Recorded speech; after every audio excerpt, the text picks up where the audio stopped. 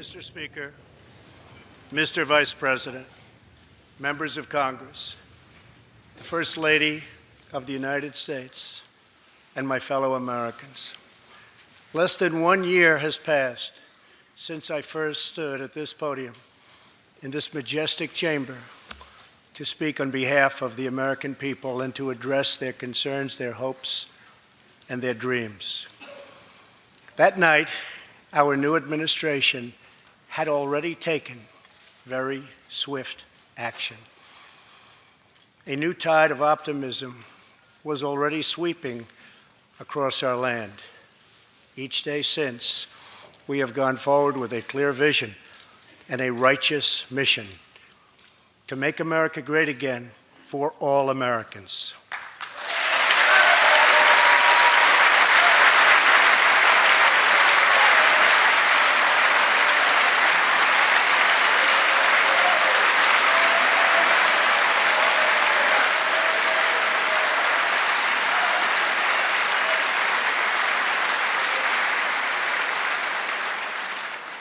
Over the last year, we have made incredible progress and achieved extraordinary success.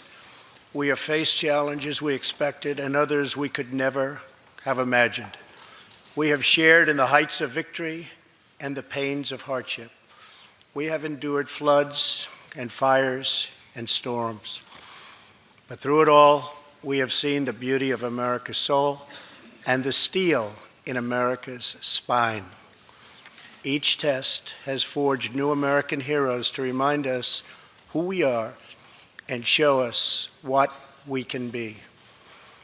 We saw the volunteers of the Cajun Navy racing to the rescue with their fishing boats to save people in the aftermath of a totally devastating hurricane. We saw strangers shielding strangers from a hail of gunfire on the Las Vegas Strip. We heard tales of Americans like Coast Guard Petty Officer Ashley Leopard, who is here tonight in the gallery with Melania.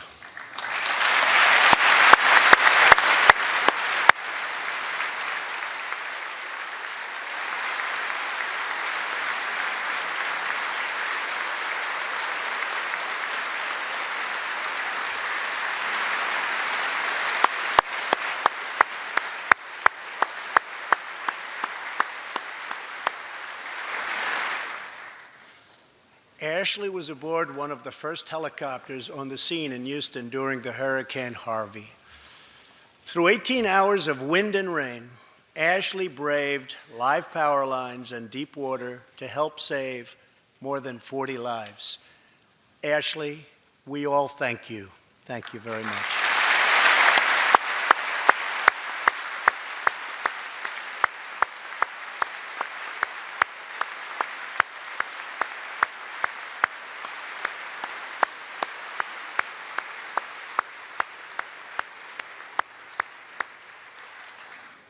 We heard about Americans like firefighter David Dahlberg. He's here with us also. David faced down walls of flame to rescue almost 60 children trapped at a California summer camp threatened by those devastating wildfires. To everyone still recovering in Texas, Florida, Louisiana, Puerto Rico, and the Virgin Islands, everywhere, we are with you. We love you, and we always will pull through together, always.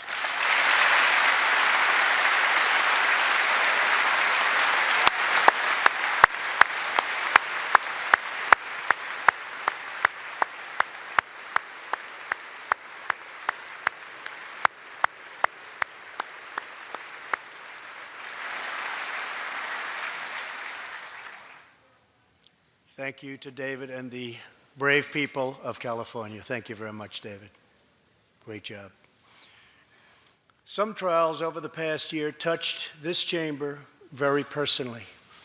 With us tonight is one of the toughest people ever to serve in this House, a guy who took a bullet, almost died, and was back to work 3.5 months later, the legend from Louisiana, Congressman Steve Scalise.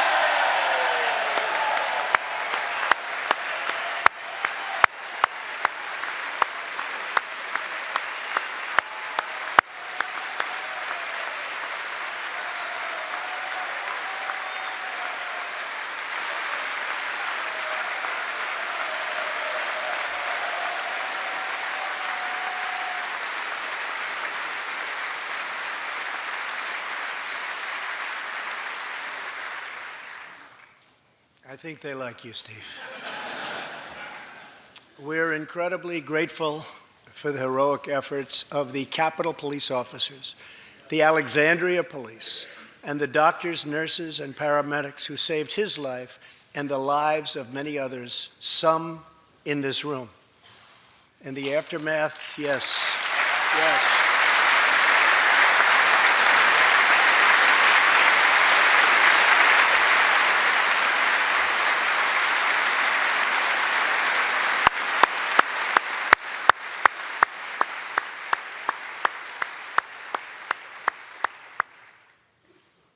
In the aftermath of that terrible shooting, we came together, not as Republicans or Democrats, but as representatives of the people. But it is not enough to come together only in times of tragedy. Tonight, I call upon all of us to set aside our differences, to seek out common ground, and to summon the unity we need to deliver for the people. This is really the key. These are the people we were elected to serve.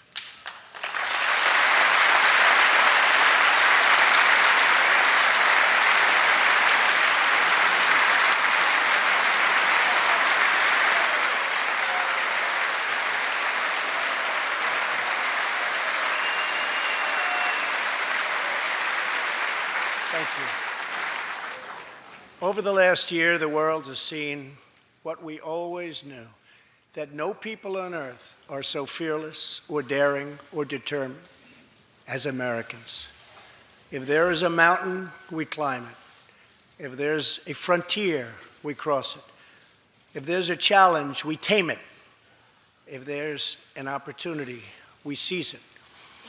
So let's begin tonight by recognizing that the state of our union is strong because our people are strong.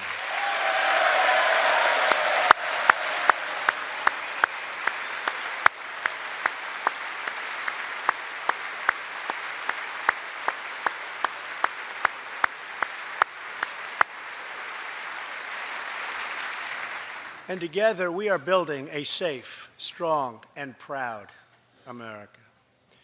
Since the election, we have created 2.4 million new jobs, including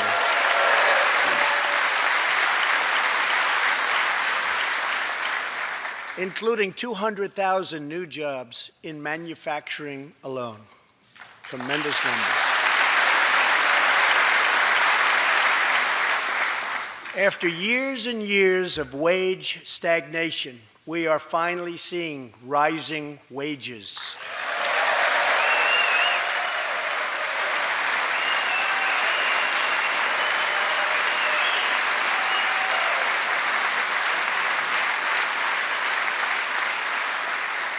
Unemployment claims have hit a 45-year low.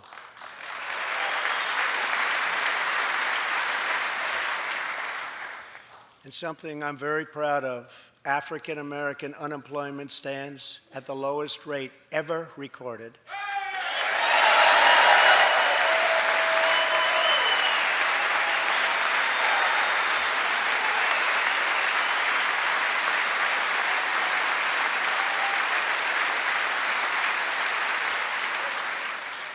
And Hispanic American unemployment has also reached the lowest levels in history.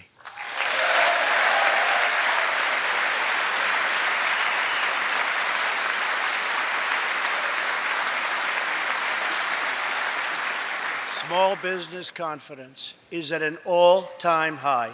The stock market has smashed one record after another, gaining $8 trillion and more in value in just this short period of time. The great news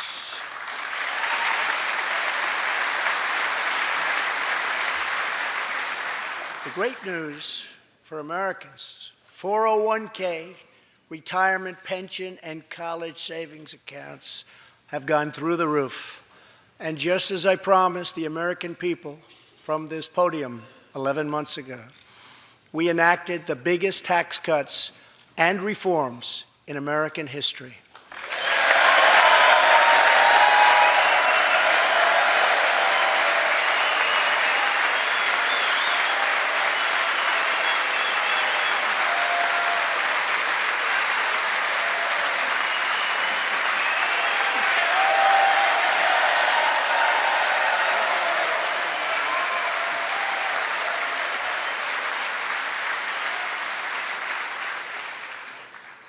massive tax cuts provide tremendous relief for the middle class and small business.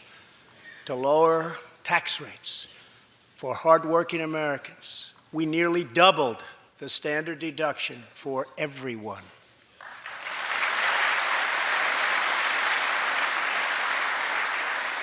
Now, the first $24,000 earned by a married couple is completely tax-free.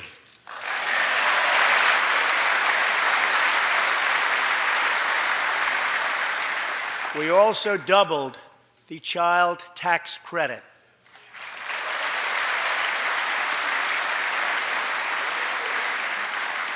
A typical family of four making $75,000 will see their tax bill reduced by $2,000, slashing their tax bill in half.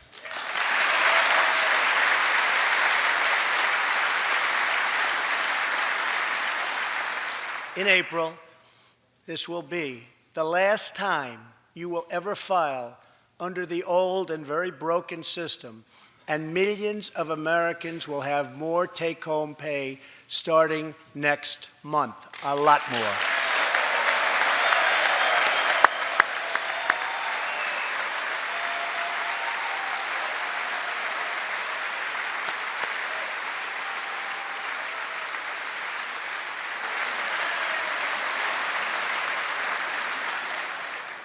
We eliminated an especially cruel tax that fell mostly on Americans making less than $50,000 a year, forcing them to pay tremendous penalties simply because they couldn't afford government-ordered health plans.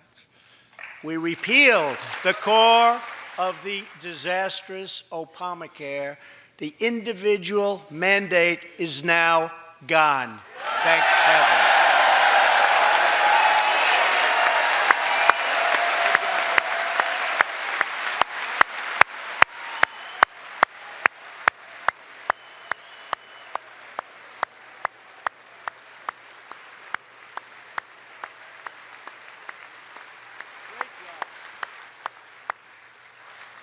We slashed the business tax rate from 35% all the way down to 21%, so American companies can compete and win against anyone else anywhere in the world.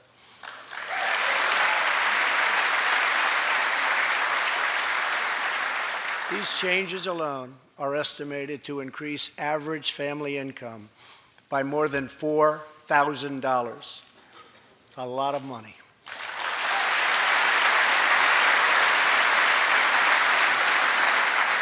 Small businesses have also received a massive tax cut and can now deduct 20% of their business income.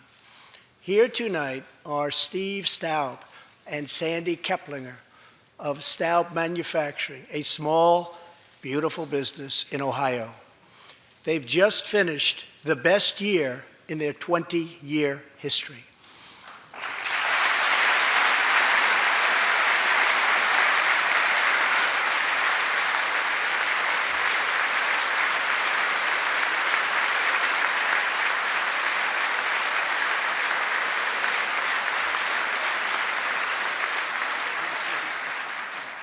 Because of tax reform, they are handing out raises, hiring an additional 14 people, and expanding into the building next door.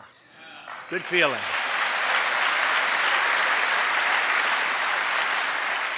One of Staub's employees, Corey Adams, is also with us tonight. Corey is an all-American worker. He supported himself through high school, lost his job during the 2008 recession, and was later hired by Staub, where he trained to become a welder. Like many hardworking Americans, Corey plans to invest his tax cut raise into his new home and his two daughters' education. Corey, please stand.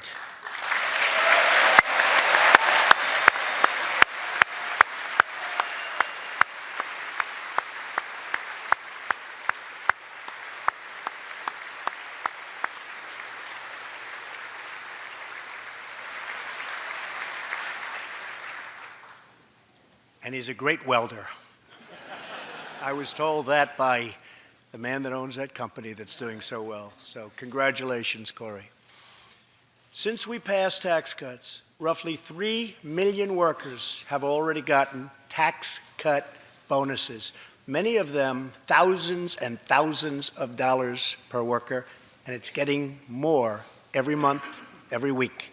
Apple has just announced it plans to invest a total of $350 billion in America and hire another 20,000 workers.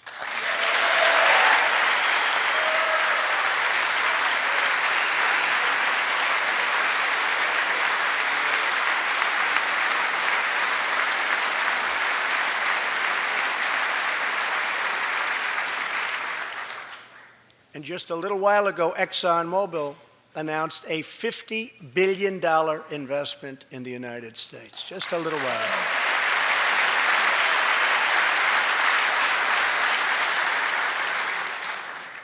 This, in fact, is our new American moment. There has never been a better time to start living the American dream.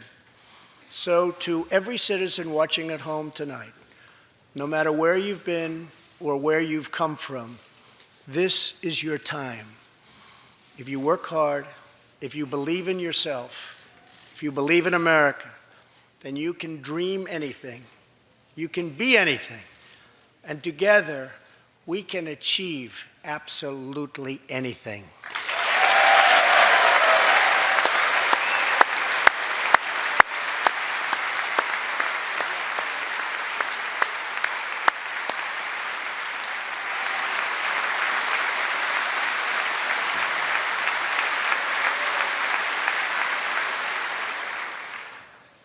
Tonight, I want to talk about what kind of future we're going to have and what kind of a nation we're going to be.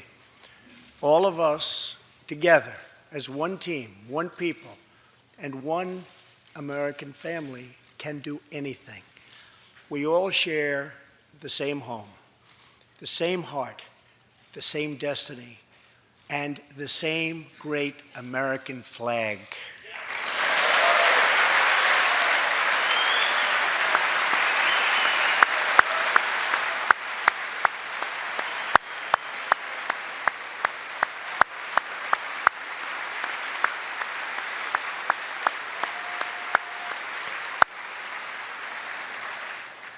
Together, we are rediscovering the American way. In America, we know that faith and family, not government and bureaucracy, are the center of American life. The motto is, "In God we trust."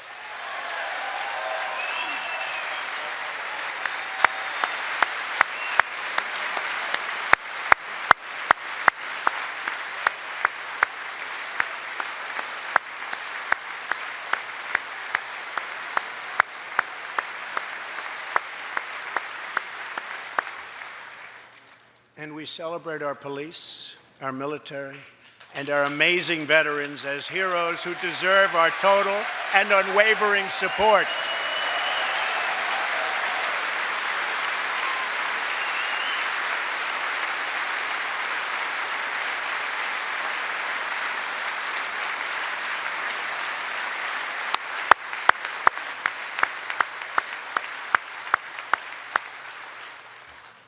Here tonight is Preston Sharp, a 12-year-old boy from Redding, California, who noticed that veterans' graves were not marked with flags on Veterans Day.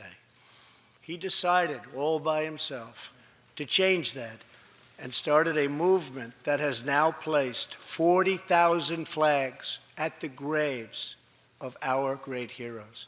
Preston, a job well done.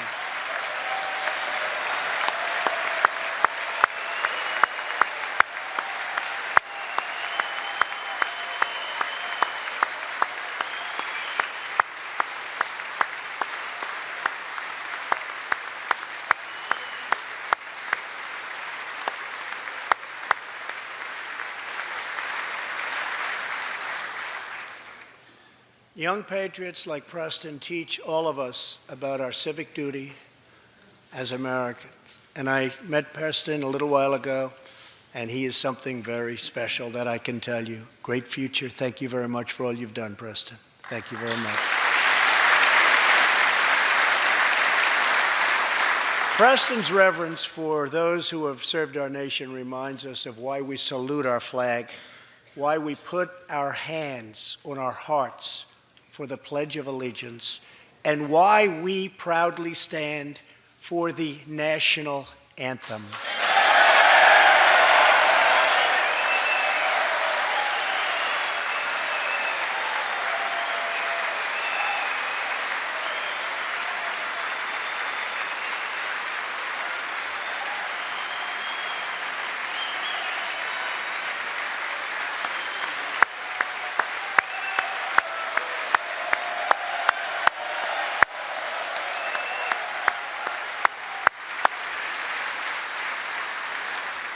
Americans love their country, and they deserve a government that shows them the same love and loyalty in return. For the last year, we have sought to restore the bonds of trust between our citizens and their government. Working with the Senate, we are appointing judges who will interpret the Constitution as written, including a great new Supreme Court justice and more circuit court judges than any new administration in the history of our country.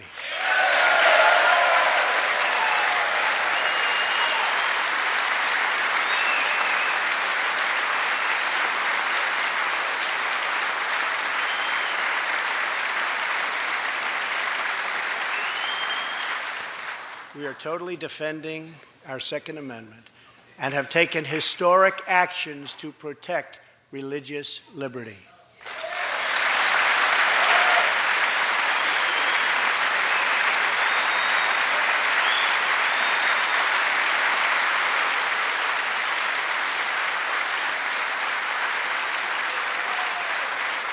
And we are serving our brave veterans, including giving our veterans choice in their health care decisions.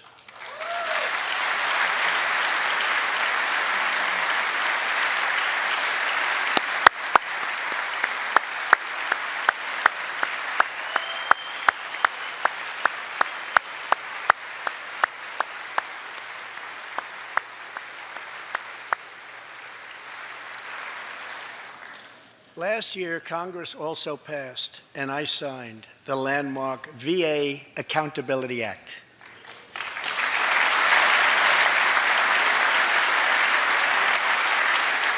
Since its passage, my administration has already removed more than 1,500 VA employees who failed to give our veterans the care they deserve, and we are hiring talented people who love our vets as much as we do.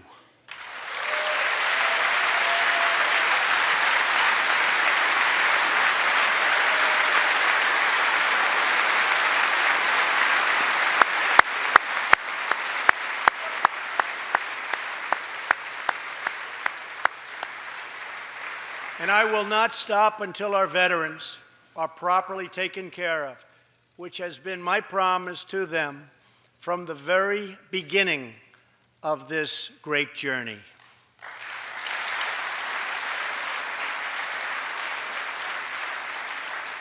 All Americans deserve accountability and respect, and that's what we are giving to our wonderful heroes, our veterans. Thank you.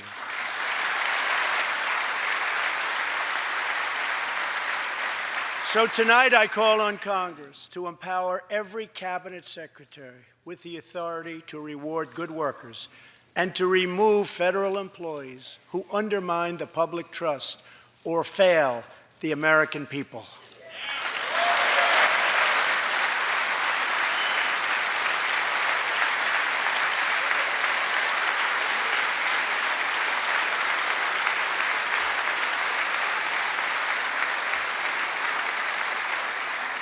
In our drive to make Washington accountable, we have eliminated more regulations in our first year than any administration in the history of our country.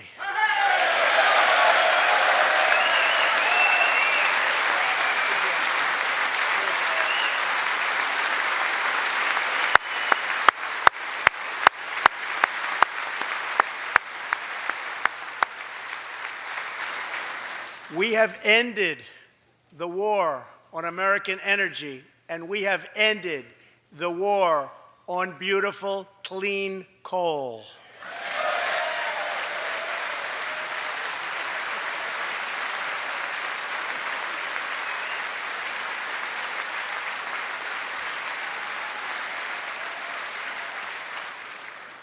We are now very proudly an exporter of energy to the world.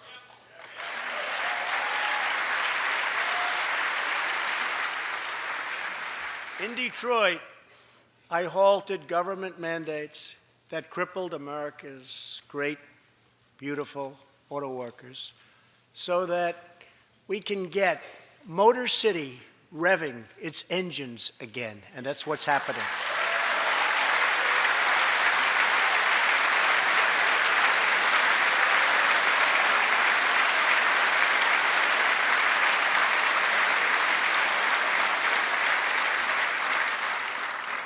Many car companies are now building and expanding plants in the United States, something we haven't seen for decades.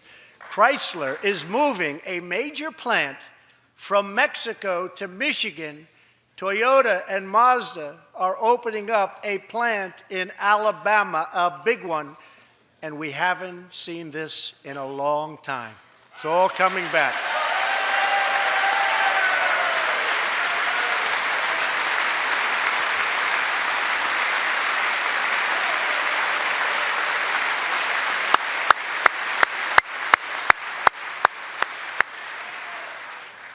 Very soon, auto plants and other plants will be opening up all over our country. This is all news Americans are totally unaccustomed to hearing. For many years, companies and jobs were only leaving us. But now, they are roaring back, they're coming back. They want to be where the action is. They want to be in the United States of America. That's where they want to be.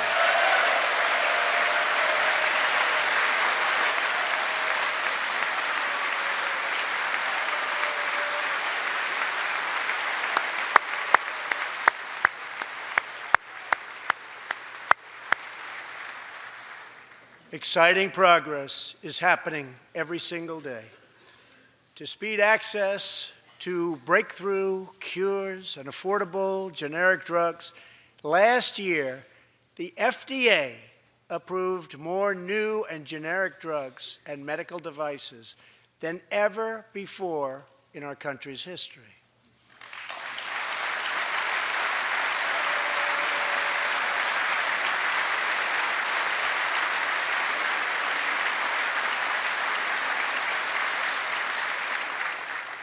We also believe that patients with terminal conditions, terminal illness, should have access to experimental treatment immediately that could potentially save their lives. People who are terminally ill should not have to go from country to seek a cure. I want to give them a chance right here at home. It's time for Congress to give these wonderful, incredible Americans the right to try.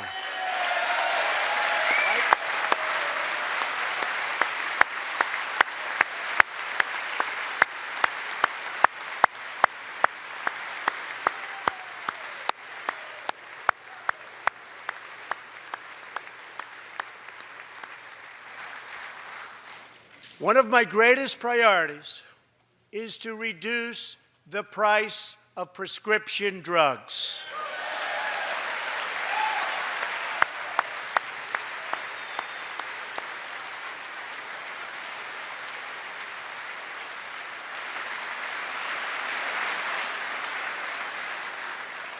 In many other countries, these drugs cost far less than what we pay in the United States, and it's very, very unfair. That is why I've directed my administration to make fixing the injustice of high drug prices one of my top priorities for the year.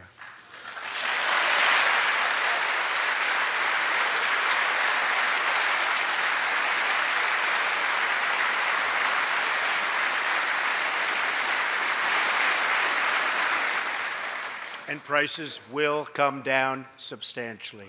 Watch. America has also finally turned the page on decades of unfair trade deals that sacrificed our prosperity and shipped away our companies, our jobs, and our wealth. Our nation has lost its wealth, but we're getting it back so fast. The era of economic surrender is totally over. From now on, we expect trading relationships to be fair and, very importantly, reciprocal.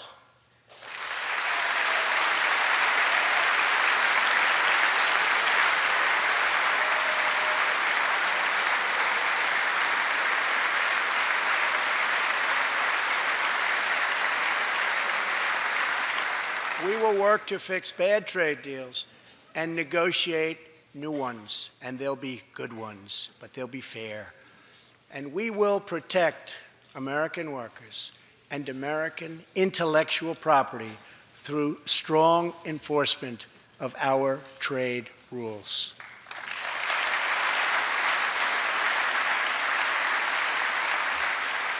As we rebuild our industries, it is also time to rebuild our crumbling infrastructure.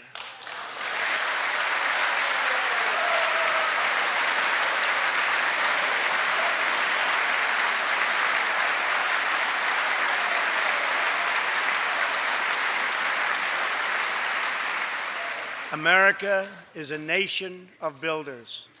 We built the Empire State Building in just 1 year. Isn't it a disgrace that it can now take 10 years just to get a minor permit approved for the building of a simple road?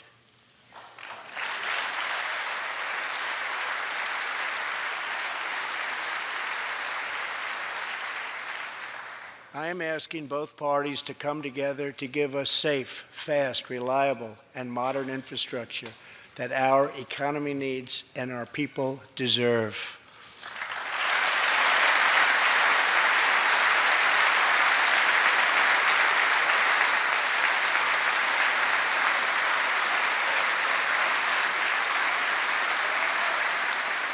Tonight, I'm calling on Congress to produce a bill that generates at least $1.5 trillion for the new infrastructure investment that our country so desperately needs.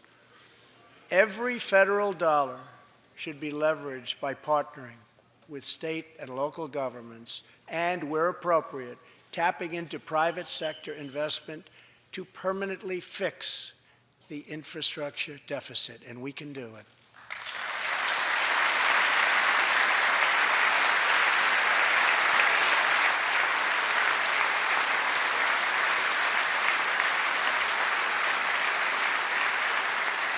Any bill must also streamline the permitting and approval process, getting it down to no more than 2 years and perhaps even 1. Together, we can reclaim our great building heritage.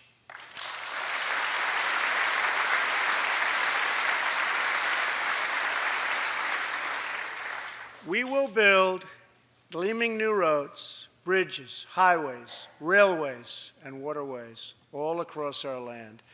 And we will do it with American heart, and American hands, and American grit.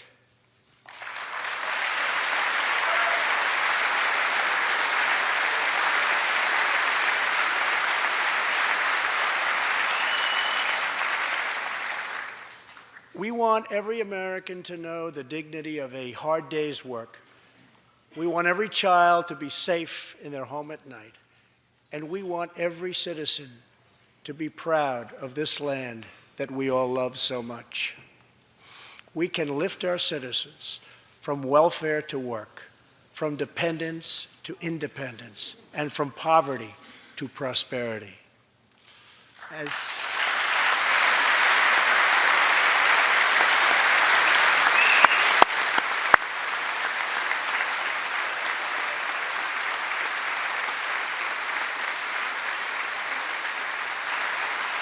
As tax cuts create new jobs.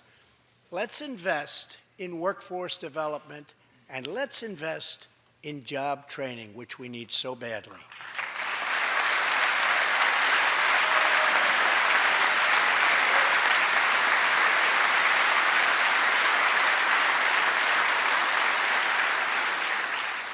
Let's open great vocational schools so our future workers can learn a craft and realize their full potential.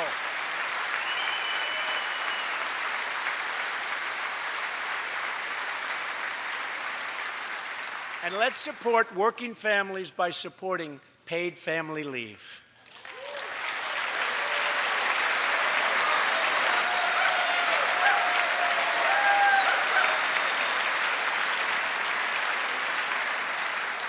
As America regains its strength, opportunity must be extended to all citizens.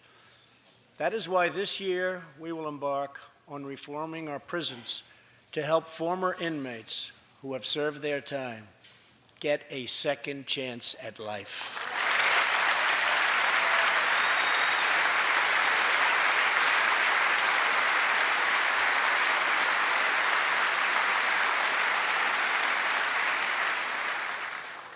Struggling communities, especially immigrant communities, will also be helped by immigration policies that focus on the best interests of American workers and American families.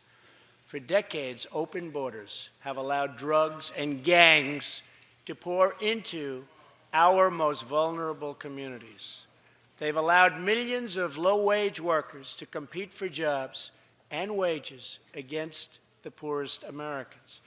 Most tragically, they have caused the loss of many innocent lives. Here tonight are two fathers and two mothers, Evelyn Rodriguez, Freddie Cuevas, Elizabeth Alvarado, and Robert Mickens. Their two teenage daughters, Kayla Cuevas and Nisa Mickens, were close friends on Long Island. But in September 2016, on the eve of Nisa's 16th birthday, such a happy time it should have been, neither of them came home. These two precious girls were brutally murdered while walking together in their hometown. 6 members of the savage MS-13 gang have been charged with Kayla and Nisa's murders. Many of these gang members took advantage of glaring loopholes in our laws to enter the country as illegal, unaccompanied, alien minors and wound up in Kayla and Nisa's high school. Evelyn, Elizabeth, Freddie, and Robert, tonight everyone in this chamber is praying for you. Everyone in America is grieving for you. Please stand. Thank you very much.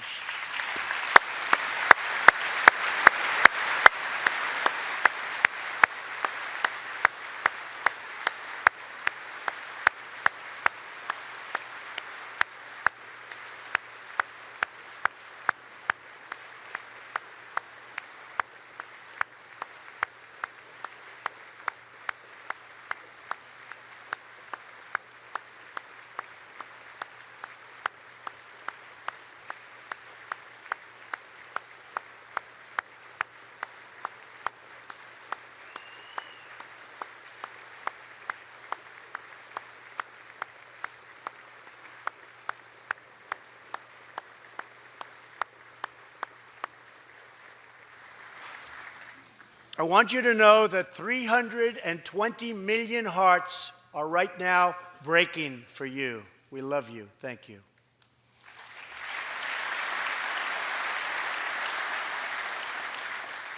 While we cannot imagine the depths of that kind of sorrow, we can make sure that other families never have to endure this kind of pain.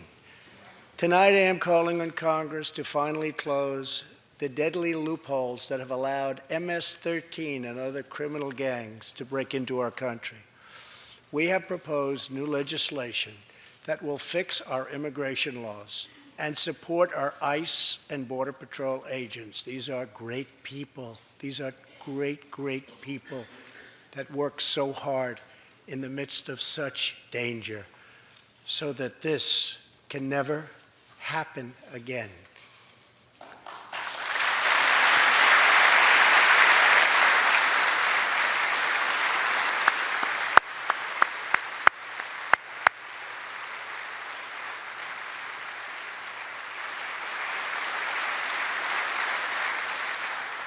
The United States is a compassionate nation. We are proud that we do more than any other country anywhere in the world to help the needy, the struggling, and the underprivileged all over the world. But as President of the United States, my highest loyalty, my greatest compassion, my constant concern is for America's children, America's struggling workers, and America's forgotten communities. I want our youth to grow up, to achieve great things. I want our poor to have their chance to rise. So tonight, I am extending an open hand to work with members of both parties, Democrats and Republicans, to protect our citizens of every background, color, religion, and creed.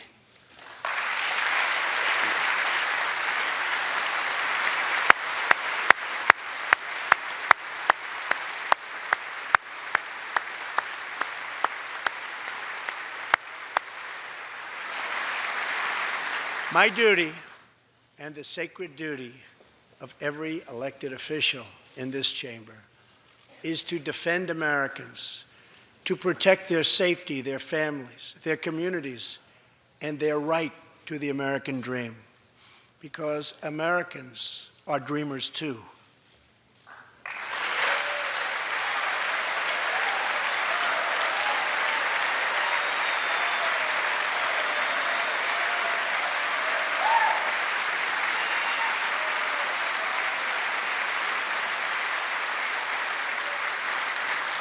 Here tonight is one leader in the effort to defend our country, Homeland Security Investigation Special Agent Celestino Martinez. He goes by DJ and CJ. He said, call me either one. So we'll call you CJ. Served 15 years in the Air Force before becoming an ICE agent and spending the last 15 years fighting gang violence and getting dangerous criminals off of our streets. Tough job. At one point, MS-13 leaders ordered CJ's murder, and they wanted it to happen quickly. But he did not cave to threats or to fear. Last May, he commanded an operation to track down gang members on Long Island. His team has arrested nearly 400, including more than 220 MS-13 gang members. And I have to tell you, what the Border Patrol and ICE have done, we have sent thousands and thousands and thousands of MS-13 horrible people out of this country or into our prisons. So I just want to congratulate you, CJ. You're a brave guy. Thank you very much.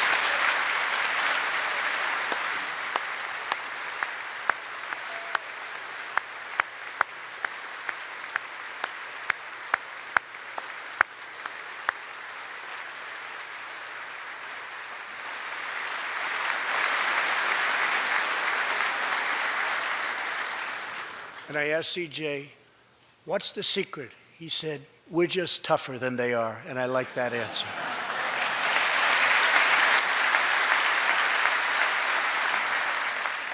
Now let's get Congress to send you, and all of the people in this great chamber have to do it. We have no choice. CJ, we're going to send you reinforcements, and we're going to send them to you quickly. It's what you need.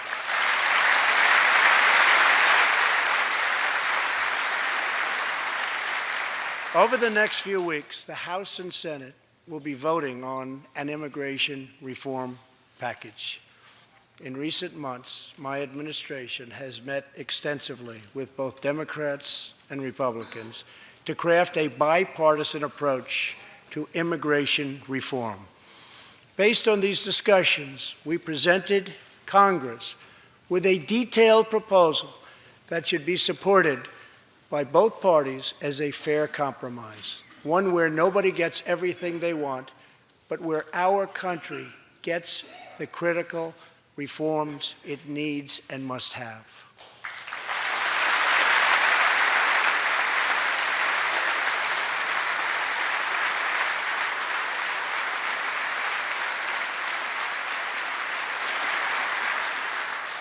Here are the 4 pillars of our plan. The first pillar of our framework generously offers a path to citizenship for 1.8 million illegal immigrants who were brought here by their parents at a young age. That covers almost 3 times more people than the previous administration covered.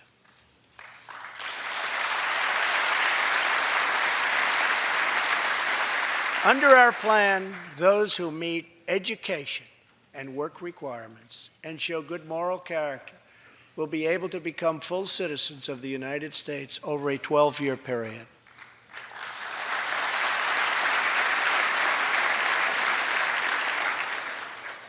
The second pillar fully secures the border.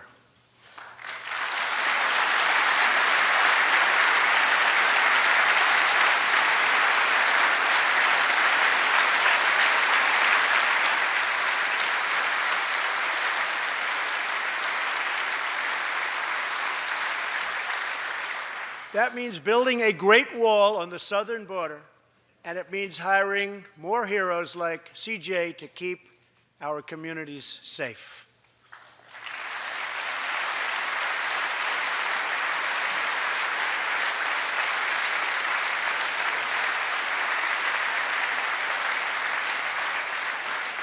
Crucially, our plan closes the terrible loopholes exploited by criminals and terrorists to enter our country, and it finally ends the horrible and dangerous practice of catch and release.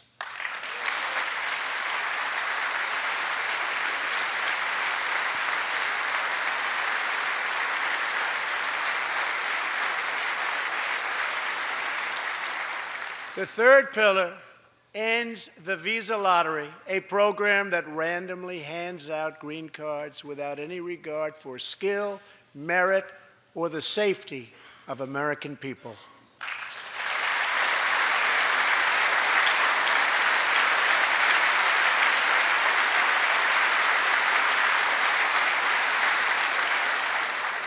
It's time to begin moving toward a merit-based immigration system, one that admits people who are skilled, who want to work, who will contribute to our society, and who will love and respect our country.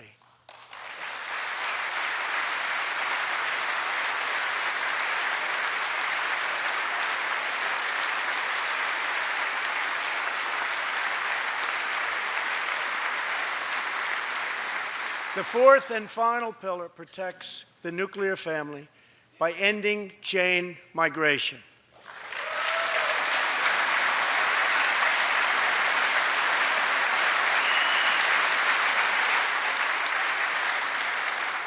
Under the current broken system, a single immigrant can bring in virtually unlimited numbers of distant relatives. Under our plan, we focus on the immediate family by limiting sponsorships to spouses and minor children.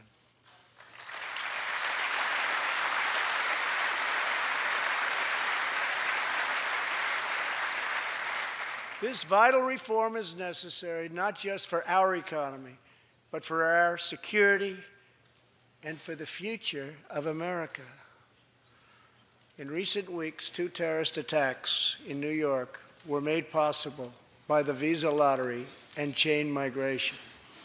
In the age of terrorism, these programs present risks we can just no longer afford. It's time to reform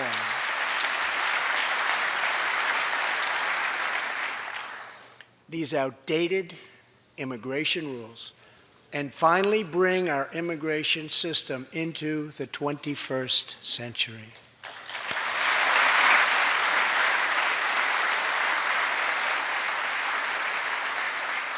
These four pillars represent a down-the-middle compromise and one that will create a safe, modern, and lawful immigration system.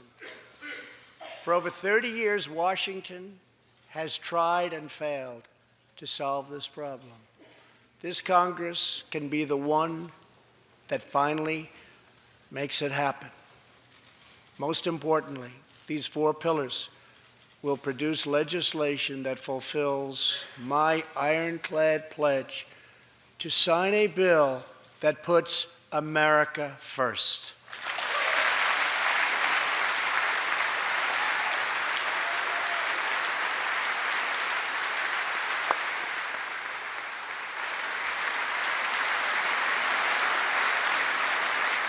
So let's come together, set politics aside, and finally get the job done.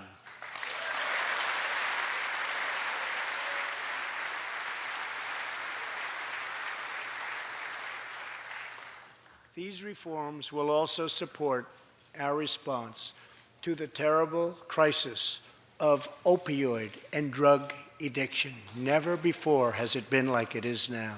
It is terrible. We have to do something about it.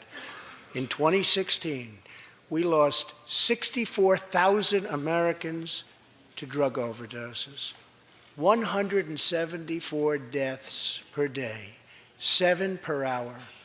We must get much tougher on drug dealers and pushers if we are going to succeed in stopping this scourge.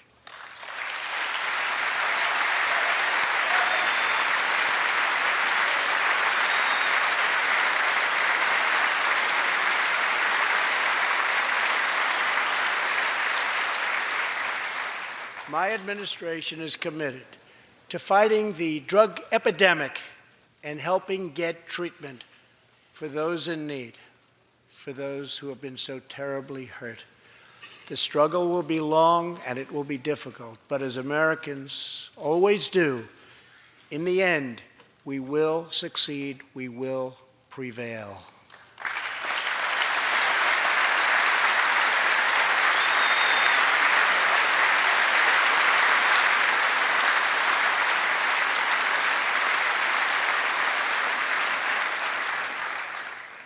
As we have seen tonight, the most difficult challenges bring out the best in America. We see a vivid expression of this truth in the story of the Holetz family of New Mexico. Ryan Holetz is 27 years old, an officer with the Albuquerque Police Department. He's here tonight with his wife, Rebecca.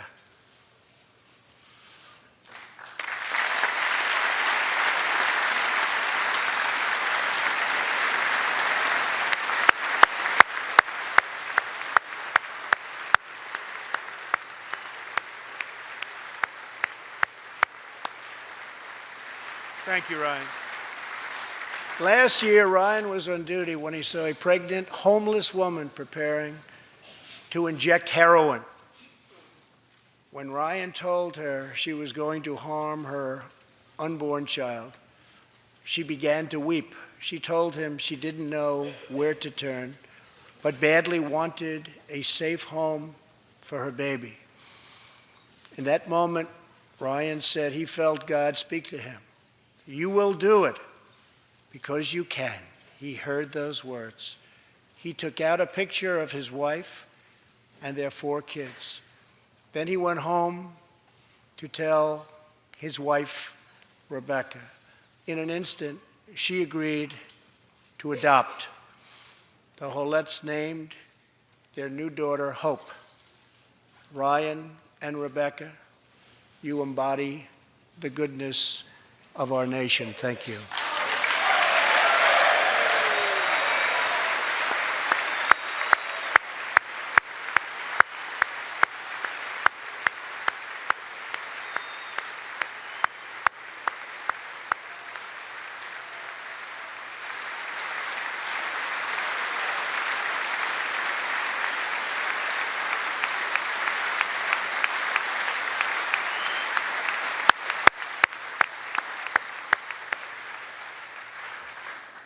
Thank you, Ryan and Rebecca.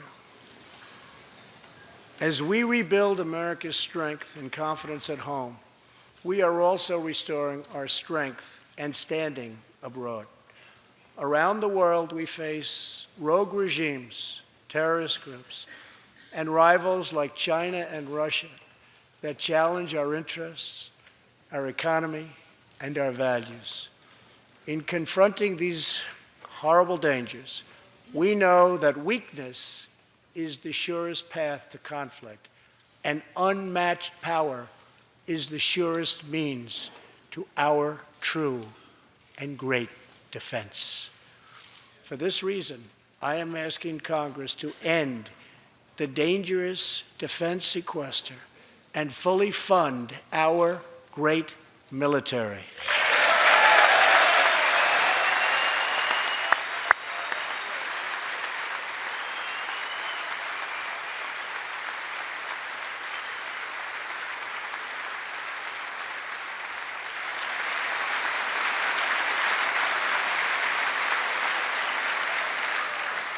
As part of our defense, we must modernize and rebuild our nuclear arsenal, hopefully never having to use it, but making it so strong and so powerful that it will deter any acts of aggression by any other nation or anyone else.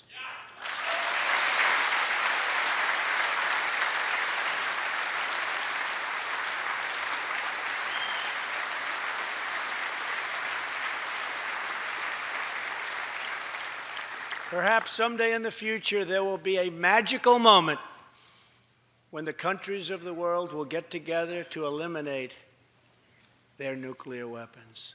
Unfortunately, we are not there yet, sadly. Last year, I also pledged that we would work with our allies to extinguish ISIS from the face of the earth. 1 year later, I am proud to report that the coalition to defeat ISIS has liberated very close to 100% of the territory just recently held by these killers in Iraq and in Syria and in other locations as well.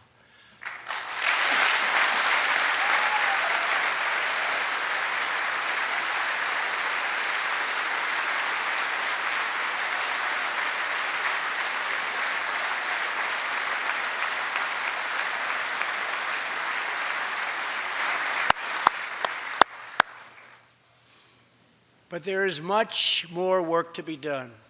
We will continue our fight until ISIS is defeated. Army Staff Sergeant Justin Peck is here tonight.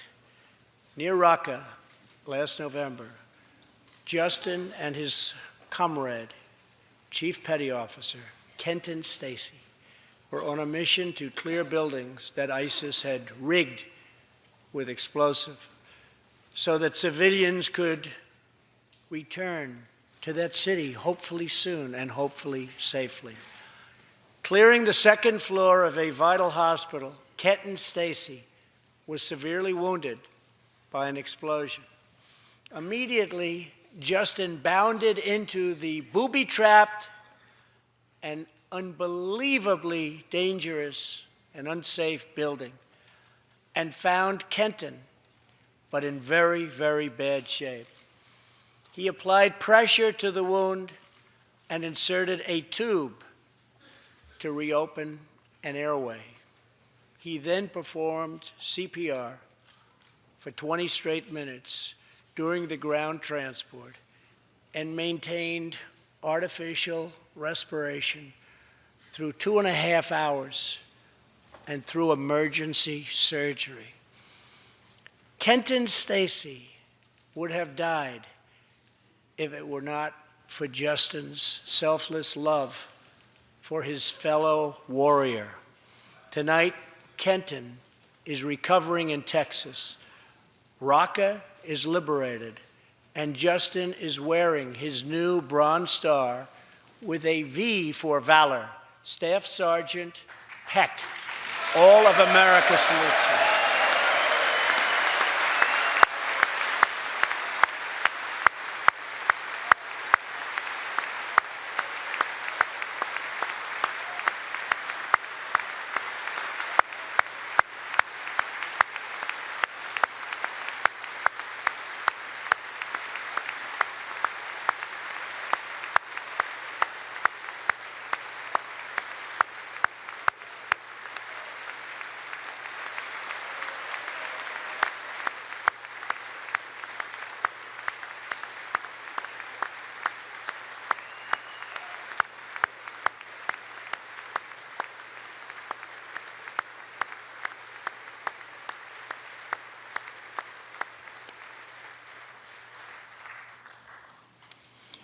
Terrorists who do things like place bombs in civilian hospitals are evil.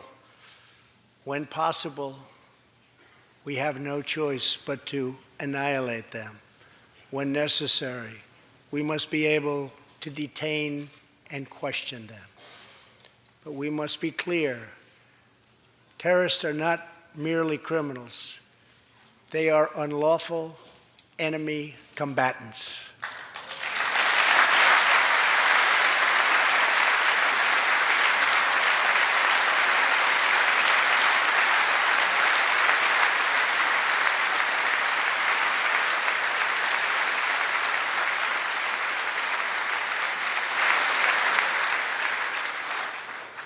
And when captured overseas, they should be treated like the terrorists they are.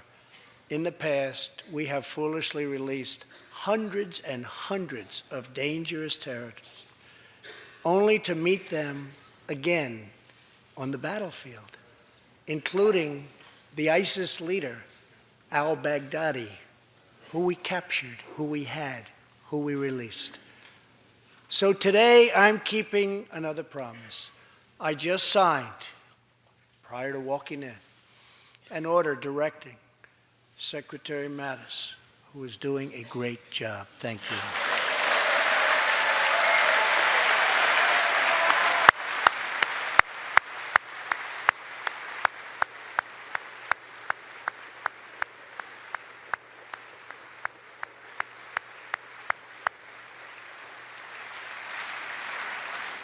To re-examine our military detention policy and to keep open the detention facilities in Guantanamo Bay.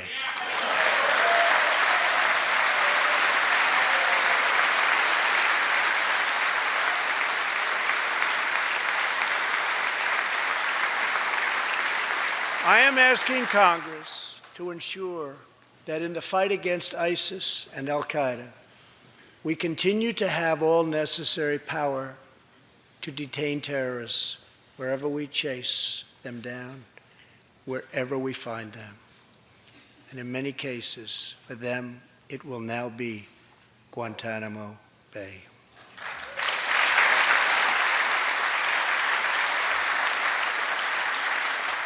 At the same time, as of a few months ago, our warriors in Afghanistan have new rules of engagement.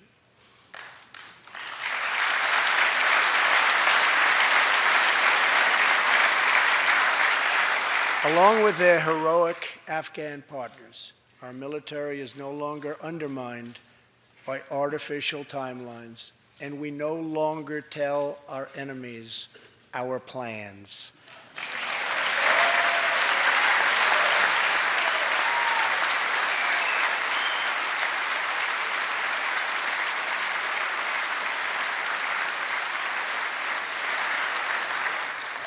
Last month, I also took an action endorsed unanimously by the U.S. Senate just months before. I recognized Jerusalem as the capital of Israel.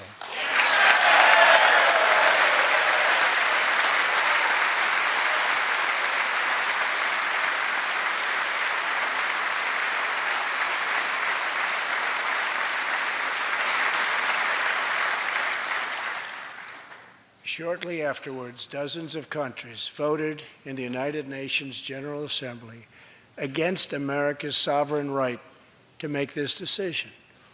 In 2016, American taxpayers generously sent those same countries more than $20 billion in aid.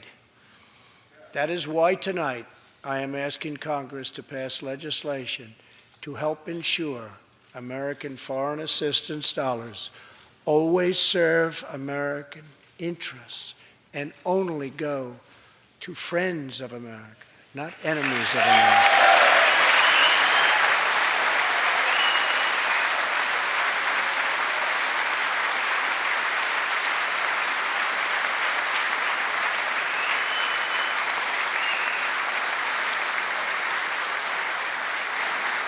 As we strengthen friendships all around the world, we are also restoring clarity about our adversaries. When the people of Iran rose up against the crimes of their corrupt dictatorship, I did not stay silent. America stands with the people of Iran in their courageous struggle for freedom.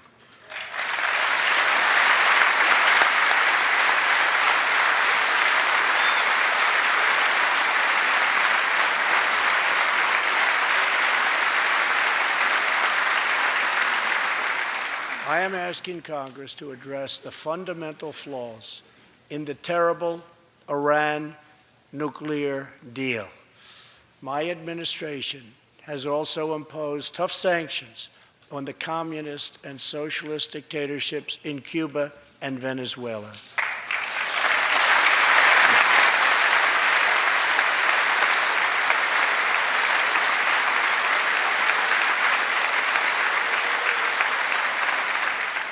But no regime has oppressed its own citizens more totally or brutally than the cruel dictatorship in North Korea. North Korea's reckless pursuit of nuclear missiles could very soon threaten our homeland. We are waging a campaign of maximum pressure to prevent that from ever happening. Past experience has taught us that complacency and concessions only invite aggression and provocation. I will not repeat the mistakes of past administrations that got us into this very dangerous position. We need only look at the depraved character of the North Korean regime to understand the nature of the nuclear threat it could pose to America and to our allies.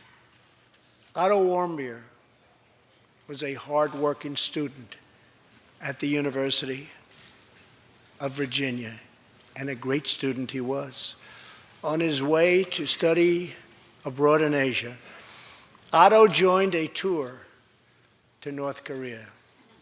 At its conclusion, this wonderful young man was arrested and charged with crimes against the state. After a shameful trial, the dictatorship sentenced Otto to 15 years of hard labor before returning him to America last June, horribly injured and on the verge of death. He passed away just days after his return. Otto's wonderful parents, Fred and Cindy Warmbier, are here with us tonight, along with Otto's brother and sister, Austin and Greta. Please.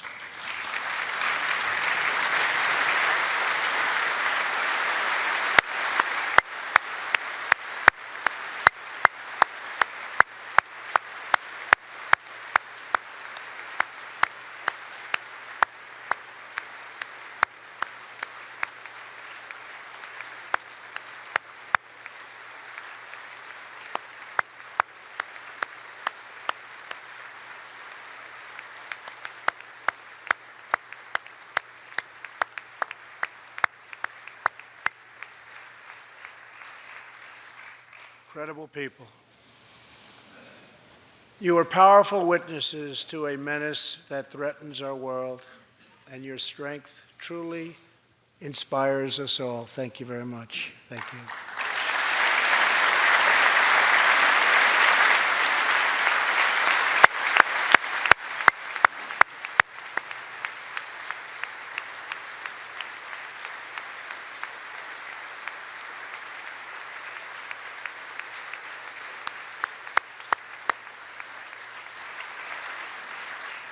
Tonight, we pledge to honor Otto's memory with total American resolve.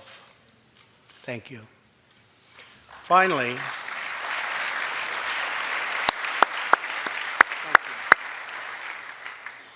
we are joined by one more witness to the ominous nature of this regime. His name is Mr. Ji Sung Ho. In 1996, Sung Ho was a starving boy in North Korea. One day he tried to steal coal from a railroad car to barter for a few scraps of food, which were very hard to get. In the process, he passed out on the train tracks, exhausted from hunger. He woke up as a train ran over his limbs. He then endured multiple amputations without anything to dull the pain or the hurt. His brother and sister gave what little food they had to help him recover and ate dirt themselves, permanently stunting their own growth. Later, he was tortured by North Korean authorities after returning from a brief visit to China. His tormentors wanted to know if he'd met any Christians.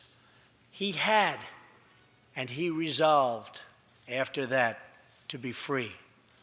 Sung Ho traveled thousands of miles on crutches all across China and Southeast Asia to freedom. Most of his family followed. His father was caught trying to escape and was tortured to death. Today, he lives in Seoul, where he rescues other defectors and broadcasts into North Korea what the regime fears most, the truth. Today, he has a new leg, but Sung Ho, I understand you still keep those old crutches as a reminder of how far you've come. Your great sacrifice is an inspiration to us all. Please, thank you.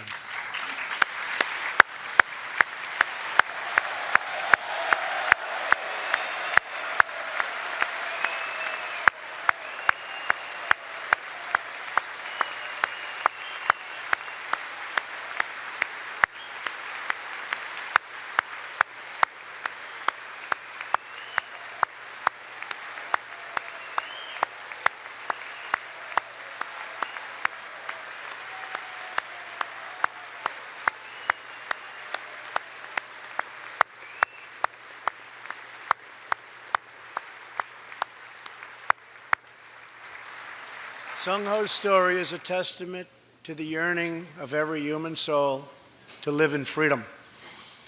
It was that same yearning for freedom that nearly 250 years ago gave birth to a special place called America.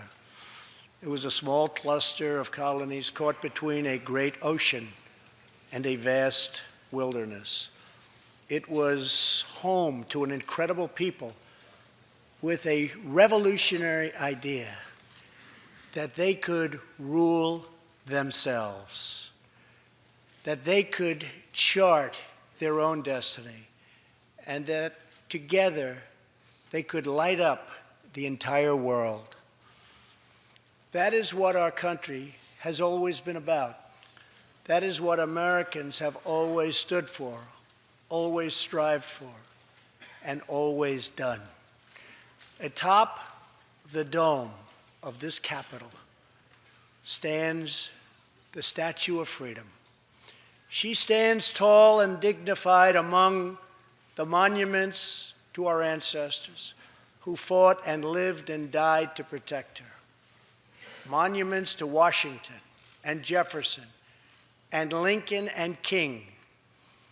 Memorials to the heroes of Yorktown and Saratoga, to young Americans who shed their blood on the shores of Normandy and the fields beyond, and others who went down in the waters of the Pacific and the skies all over Asia.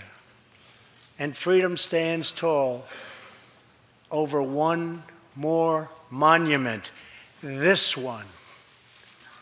This Capitol, this living monument, this is the monument to the American people.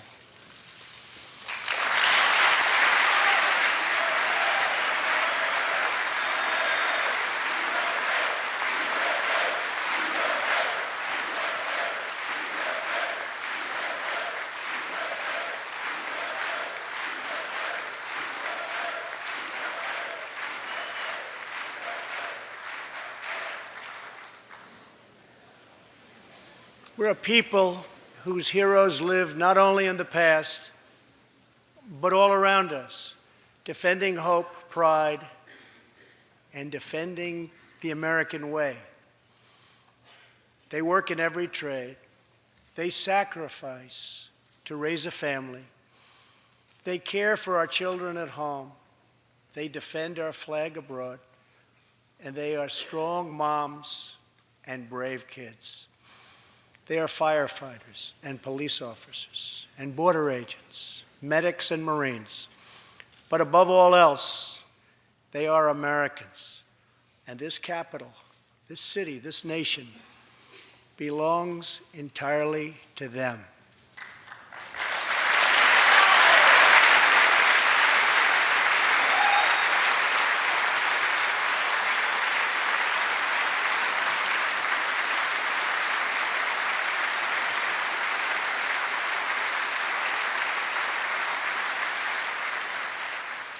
Our task is to respect them, to listen to them, to serve them, to protect them, and to always be worthy of them. Americans fill the world with art and music.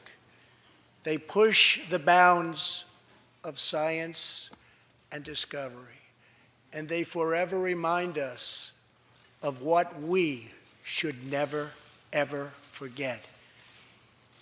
The people dreamed this country. The people built this country. And it's the people who are making America great again.